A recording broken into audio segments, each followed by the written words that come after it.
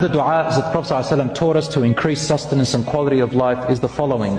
I just chose the shortest ones. And you should recite this dua upon waking up in the morning.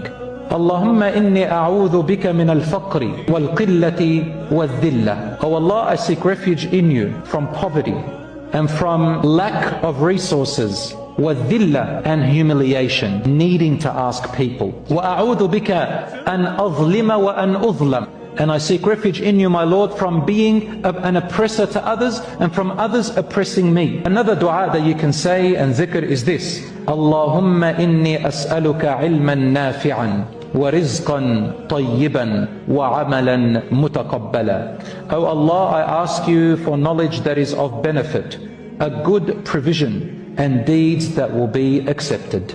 And you should recite this dua upon waking up in the morning.